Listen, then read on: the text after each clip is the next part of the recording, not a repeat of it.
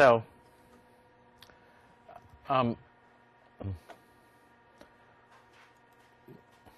Berkeley, again, is very religious. As I said, in his later life, he actually became a bishop in the Church of Ireland as well as a professional university.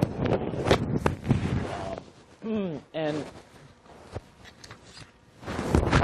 he saw that a view like Locke's can lead to skepticism. In other words, when you set up a barrier between what our mind immediately experiences, which for Locke is its own ideas, and the real world out there, well, you know, it becomes very hard to get from one to the other, to get from, okay, my image of, say, the door or the blackboard accurately represents the real blackboard as it is in the real world. So Berkeley didn't like the fact that a view like Locke's tended towards skepticism. One of the, I think, more amusing things when you read Berkeley's Three Dialogues, which was a book that was actually written for the popular market. It was written to be read by ordinary people, and it is a very readable book. That was one of the books we used to get people to read at the University of Virginia. Three Dialogues between Hylas and Philoneus. Well, at any rate, one of the more amusing things to look at is Berkeley's claims that, you know, his view is in accord with our common sense views about the world, and Berkeley claims that he's not a skeptic. Say, wait a second, isn't he skeptical about the existence of the whole material world? Well, Berkeley would say, no, I'm not a skeptic. He says, what is a skeptic but somebody who doubts of things? And he says, I'm not asking you to doubt the existence of the material world. I'm telling you straight up, there is no material world. You know, I'm making a positive statement. So I'm no skeptic, says Berkeley. Plus, we get rid of the gap between us and the world.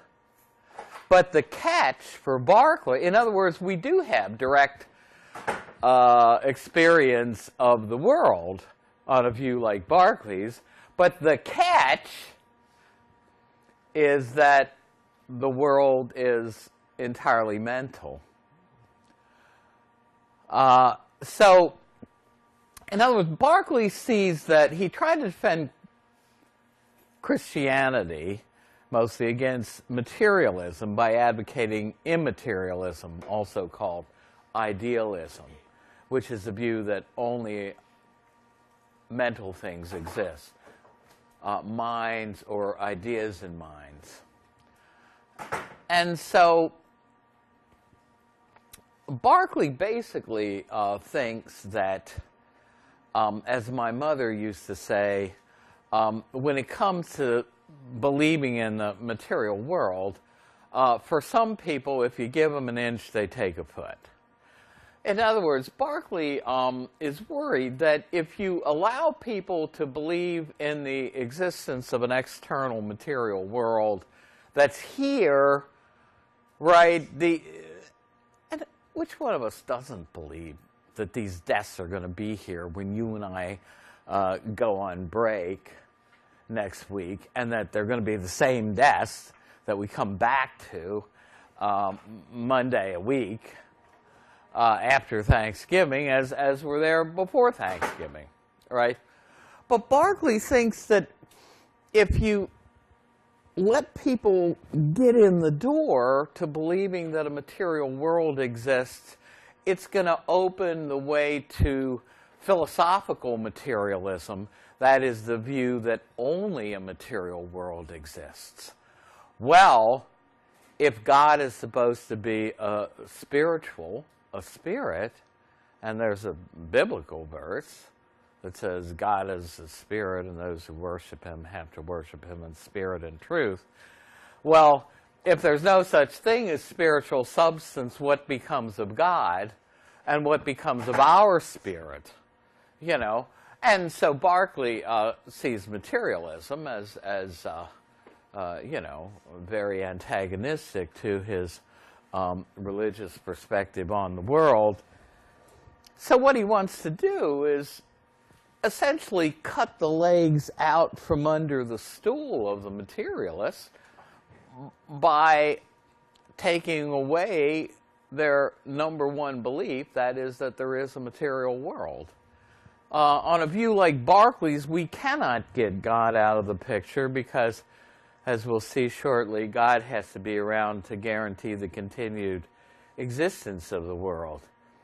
So Berkeley renounced indirect realism. He claimed we do have direct knowledge of what we call physical objects, but all these objects are merely mental. They're mind-dependent perceptions. We're going to say more about that in just a second. So the world of common sense, the world we experience on a day-to-day basis, is ultimately mental. There are no independently existing physical objects. And here's Berkeley's famous quote from the Principles of Human Knowledge.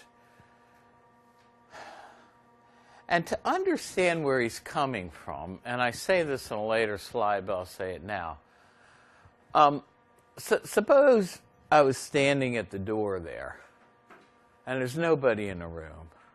And I said, now, watch out, guys. When you go in that room, there's a pain in the room, and you don't want to feel that pain. I mean, there's a pain in the room, even though nobody's in there, and, you know, you would say, well, that's absurd to say that a pain exists when there's nobody around to feel the pain, right? I had an accident trying to close the window on the bus the other day and slammed my thumb, and definitely experienced firsthand some real pain. But to say that pain exists apart from there being a living being who's capable of feeling pain just is absurd. It doesn't make any sense. And if you keep that in mind, and remember that pain for Berkeley is an idea, it's a sensation, but then again, so are the sensations of all of the other qualities that Locke labeled primary and secondary qualities. They are all sensations of the mind. Well, if they're sensations of the mind, then they need a mind to exist, just like a pain needs a mind to exist. And that's what Berkeley calls our attention to in this. Now, we saw that cogito ergo sum is a central principle of Descartes' philosophy. Well, this phrase, esse est percipi, Latin for to be is to be perceived, sums up in one little statement Berkeley's whole philosophy. Now, here's what he says. He says, for sensible things, their esse is percipi. That is, their existence is to be perceived by some mind or other. And this is a quote, it is indeed an opinion strangely prevailing amongst men that houses, mountains, rivers, all sensible objects, things we experience with our senses, have an existence distinct from their being perceived by the understanding. But now Berkeley goes on to say, but what are the aforementioned objects but the things we perceive by sense? And now here we go to the view that Locke And ultimately, Descartes gives us, what do we perceive by sense besides our own ideas or sensations? What's internally in our mind? And he makes this point that I just made about pain. He says, is it not plainly repugnant that any of these should exist unperceived? So basically, what he's saying is, everything needs a mind to exist. Now you say, well,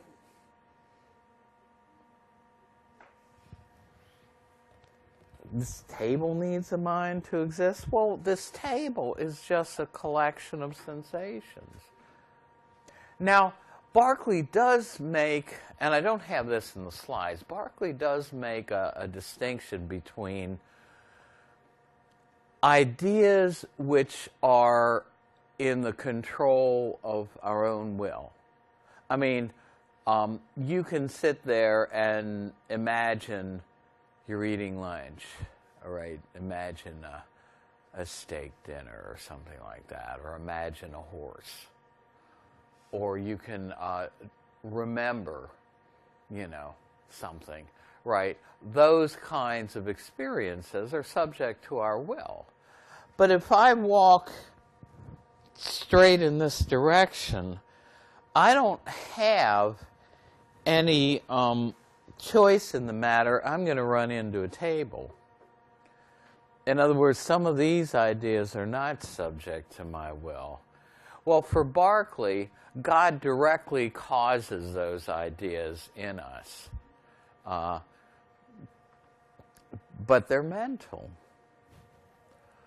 Now, again, for him, rocks are still going to be as hard. This is going to be as hard as it is, because what is hardness anyway but just a sensation of the mind?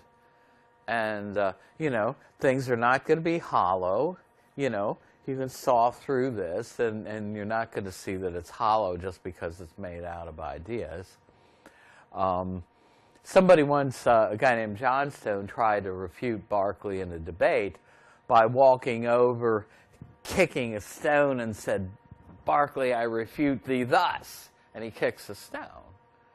Well, again, it's not a real refutation of Berkeley, because for Berkeley, the stone's going to be just as hard if it's a collection of ideas than it would if under the assumption that it's an independently existing material object. That, by the way, that scene, I chose that slide because that's very similar. I was over in Ireland and Scotland at conferences in 1985, and I got to visit what was left of Berkeley's family home over there.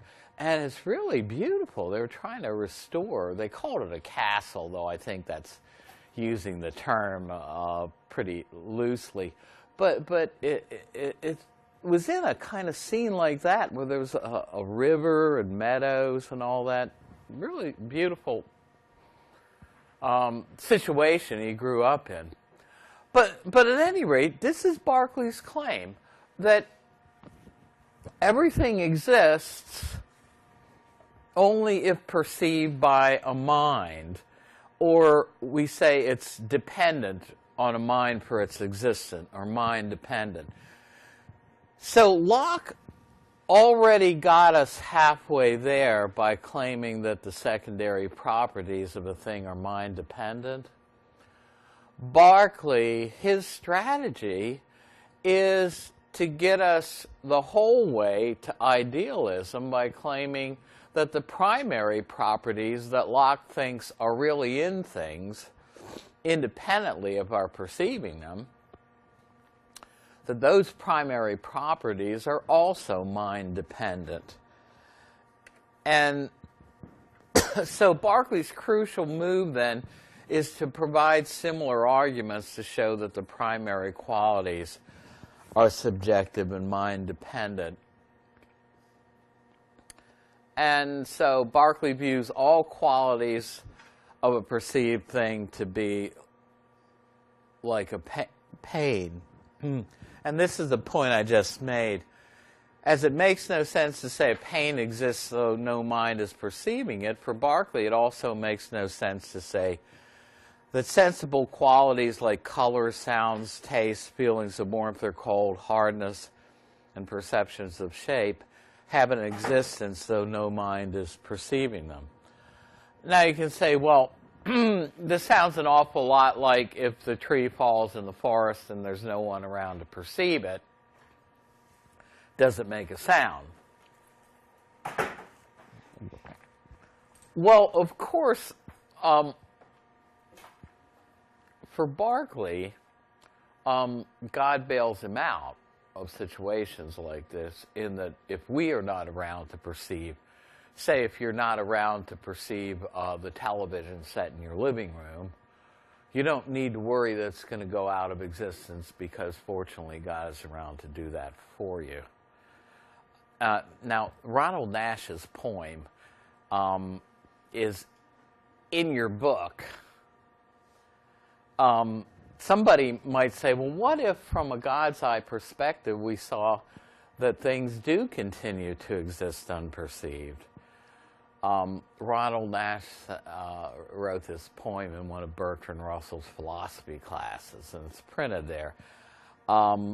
I can remember it mostly word for word. It's something like, there was a young man who said, God must think it exceedingly odd if he sees that the tree continues to be when there's no one about in the quad. And the answer to that is from God, sir, your astonishment's odd. I'm always about in the quad. And that's why the tree will continue to be since perceived by yours faithfully, God. So God is there to assure that things continue to exist. So the world is ultimately mental then for Berkeley. And here's an example of the kind of argument he used to show primary qualities are subjective. Consider a dust mite, right? They're about the size of a period. You can barely see them with your naked eye. So they're extremely small to us, and so its foot is extremely small to us. We could barely see it. But now, from the mite's perspective, it's of ordinary size. And if this is hard to imagine, whenever I fly in a plane, I love to try to get a window seat because it just fascinates me. I still don't believe they can get those things off the ground. You know, I mean, there's a little kid in me, you know, that loves to fly. So, at any rate, if you're looking and you get a couple of miles up and you can still see people down there, but they're about the size of dust mites, you know, to those people, their feet aren't minuscule. Their feet are normal size, right? Now, they knew about germs and microbes in Berkeley's day. And so Berkeley says if you had a germ on the mite's foot would seem huge. So he says, does it make any sense then to talk about the size of the mite's foot in the real world? And Berkeley says no. The mite's foot can't have two opposite properties. It can't be both very small and large at the same time. So how do we get out of that contradiction? By saying that size must not be a real property of the mite's foot as it exists in the world, but it's subjective and in us. And note the parallel to, like, that water argument where you had the 3 pails of water. So Berkeley uses arguments like this to try to show that all the primary qualities of a thing are also mind-dependent. Well, if a thing is nothing more than a combination of its primary and secondary qualities as we perceive it, then basically a physical object is entirely mind-dependent if all those qualities are mind-dependent. But if a physical object for us is a combination of primary and secondary qualities, and the secondary qualities are mind-dependent, but the primary are also, then the entire object is dependent on a mind for its existence.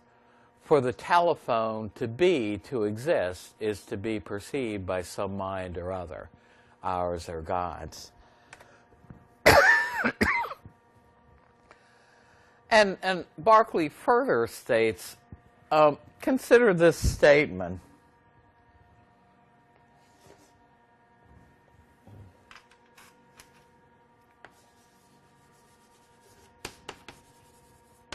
Everything that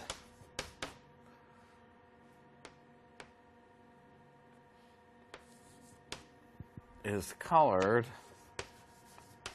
or has color is also extended.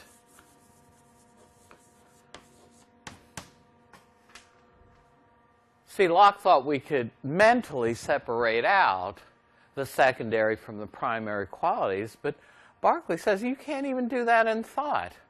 Try to imagine something that has only extension in space but not any secondary property like color, and Berkeley says you can't.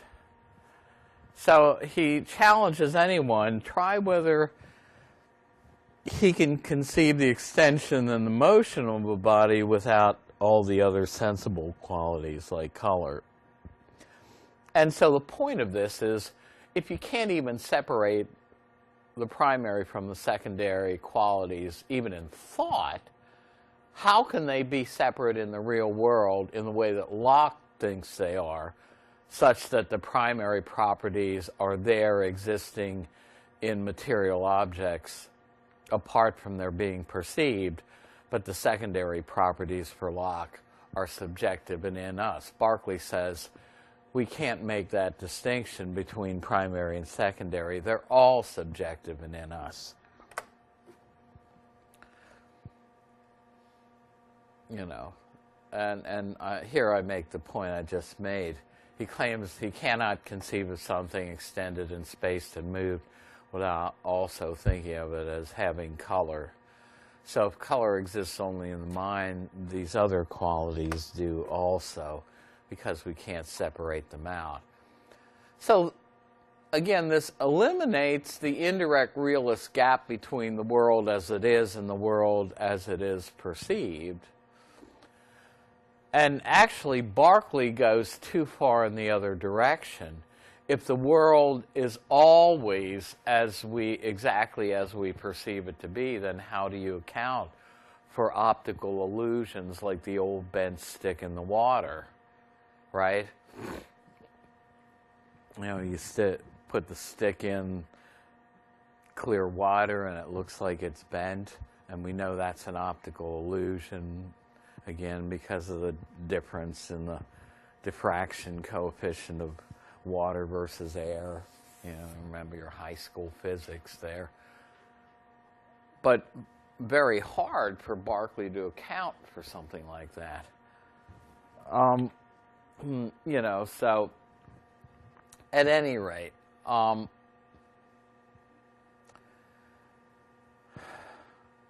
he thinks he's given us the common sense view, but to most of us, there is an external material world that exists apart from our perceiving it.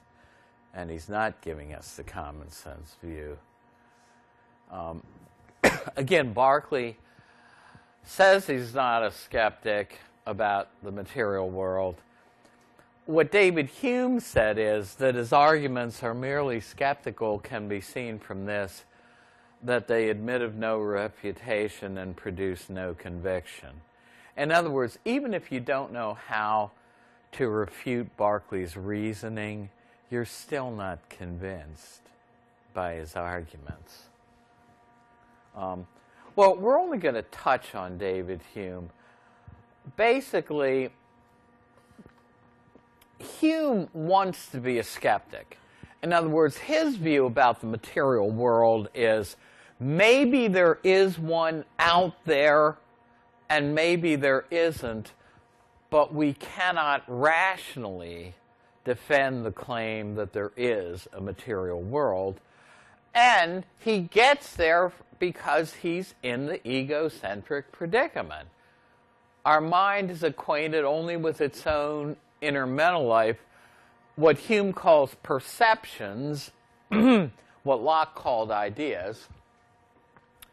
And for Hume, we can never get beyond the perceptions to check their accuracy with the real world or to check whether they're really caused by things outside of us.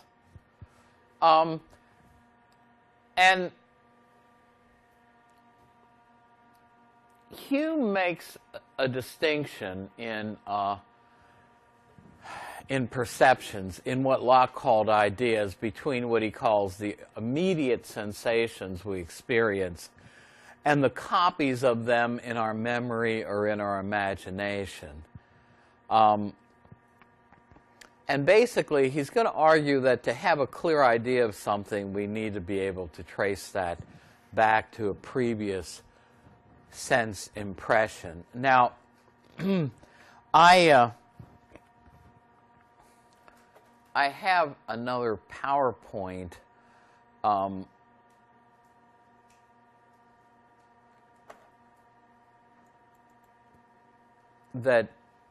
where I think I do a better job of showing Hume's basic strategy.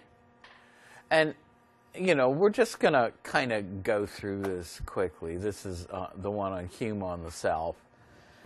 Basically, this gives you an idea of how he thought about Descartes' claim that we know the self better than we know even our body. So what Locke called ideas, Hume calls perceptions, and he divides them into two classes. Impressions, which are our original sensations. These we get from our senses or internally from our feelings. And he says these are lively and forceful.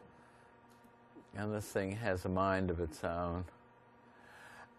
And he says we also have ideas, and they are less lively and forceful, and they're copies of sensations in our memory and imagination. A good way to illustrate this is, I mean, you can look at the blackboard there, and the sensations you get by actually looking at the blackboard is what he would call having impressions, sense impressions. And there's his empiricism. We need to be able to trace things back to sense impressions, to experience. But now, if I turn my back, but I remember what the blackboard, say I form a mental image of what the blackboard looked like when I actually look at it, note my mental image of the blackboard is much fainter and, as he puts it, less lively and forceful than the original experience. So what's the point of examining the leaves on the trees? Well, first of all, some examples, again, impressions would be something like hearing the actual sound of a bird, whereas the idea based on the impression would be remembering what the bird sounded like. Actually seeing a horse would be an impression, or touching it or something. Remembering the horse or imagining you had a horse like it but maybe of a different color, those would be ideas. Or ideas can also be internal. They could be feelings of love or hatred or pain. And you can remember them as ideas. So Hume is an empiricist. He holds with Locke the view that all knowledge has to be based on experience from the senses or from our inner experience. And so that experience is what we experience as having the impressions of things. So all ideas, he says, are copies of impressions and derived from them. And even ideas that we can form of non-existent things like a golden mountain are based ultimately on experience, right? We know what gold is like. We know what a mountain is like. We can put those together and form something like a golden mountain. We're not worried about that too much. But here's an important slide, okay?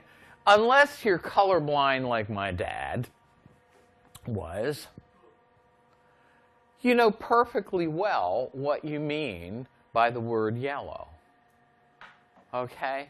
You can use it in a sentence. And why? Hume says because you can trace the word yellow back to an idea you have of it, and that idea is based on an actual sense impression of looking at something that's colored yellow. Okay? So we use the term yellow meaningfully. We know what we're talking about because we have a clear idea to which the word is related. That idea of yellow is based on a previous sense impression of yellow in our experience. So you can say, well, what's the point of that? Well, Hume has a test. He says, you want to see whether words used by other philosophers signify something that they can defend, or whether they might be using a word and not even know the meaning that they're giving to it. Well, ask this. He says, meaningful terms are attached to experience-based ideas. In other words, the ideas are traceable back to a previous impression. Hume says, this is his skeptical challenge. When you suspect a philosophical term, terms like immaterial substance, material substance, soul, mind, a necessary connection between causes and their effects. If you suspect the self, if you suspect the term is being used meaninglessly, he says, you ought to ask, from what impression is that supposed idea derived? And if you cannot specify that impression, then he says you can't justify the existence of what you are talking about rationally. And as well, you might not have any clear meaning attached to the word you used. So he says a word could be meaningless if it's attached to no experience-based ideas. And so this is what he's going to try to show about the word self or soul or immaterial substance. And here, Hume's not just challenging whether or not we can prove, like Socrates was worried about, that we have an immortal soul that will survive the death of the body. Now, Hume is challenging that, but he's also challenging your claim to be the same person you were yesterday or last week or 5 years ago.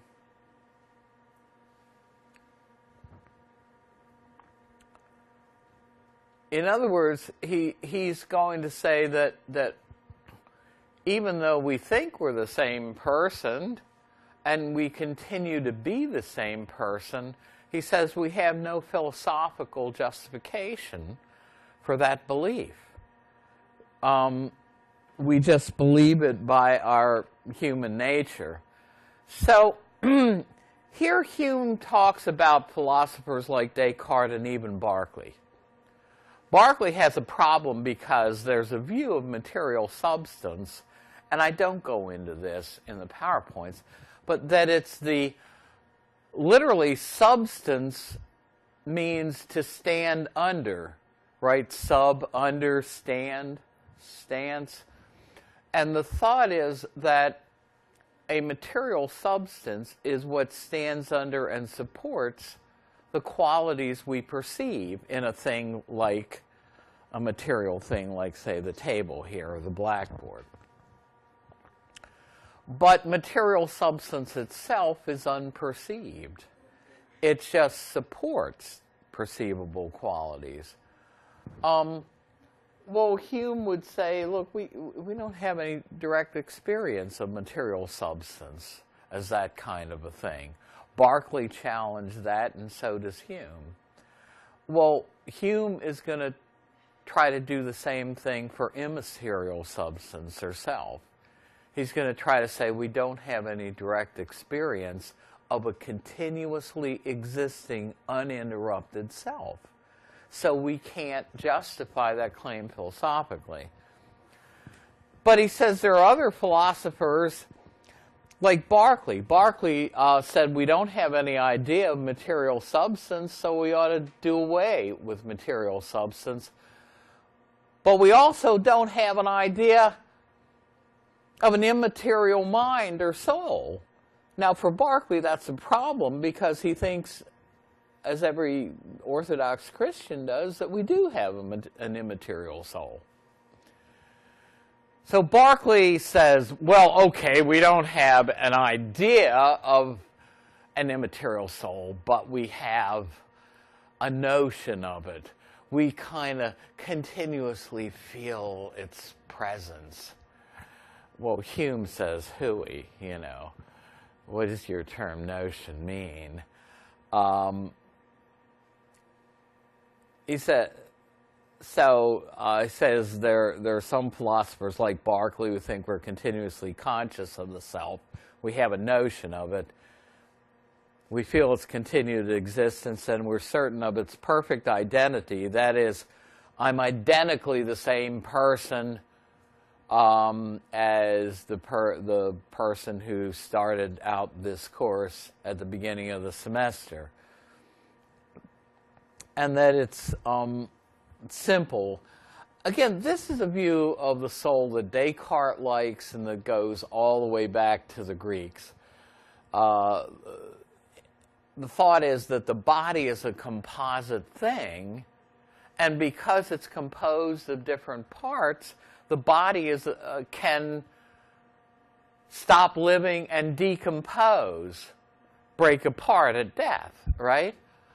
But if the soul, by its very nature, is absolutely simple and not composed of parts, then you have a ready-made argument for the soul's immortality because it's like a mathematical point. It cannot break apart. So he says consciousness furnishes us more evidence for the self than a logical proof. And this is what Descartes was saying, that we have more confidence that we're an immaterial self or soul than we do that we have a body. If the self-doubt is doubted, there's no certainty anywhere. Well, let me, I only have a minute. But I want to, so what does he say? He says self is thought to exist throughout our lives continuously and invariably. And he says an impression of such a self should continue to be invariably the same the whole course of our lives. But he says we don't have any constant and invariable impression of the self. Hence, we don't have any idea of it that we attach the word self to. Hume says, where would we find such a continuous self if not by introspecting into our own minds? But Hume says, I never find a continuous self. He says, this is the direct quote, "When I enter most intimately into what I call myself, I always stumble on some particular perception or other of heat or cold, light or shade, love or hatred, pain or pleasure, but these are constantly changing. Our mind is like a theater." But he says we can never by introspection catch ourself apart from those perceptions, and we can't observe anything but them. And these are in constant flux and change. So he says we don't have any idea that's based on an impression of a constantly invariable self. So he says we can't justify our claim to be a continuous self or soul or mind. You know, there are just these discrete perceptions. The mind is like a theater, he says. Of course, he didn't have theaters like we have them today, but it's even more so true today. So ultimately, then, our mind is just a bundle of perceptions, but there's no continuous soul or self, he says. Now, so that's Hume's skeptical argument about the self, and I think we're going to leave it at that. We're going elsewhere. Next time we're going to look at some ethics, utilitarianism. I'll put a separate PowerPoint up.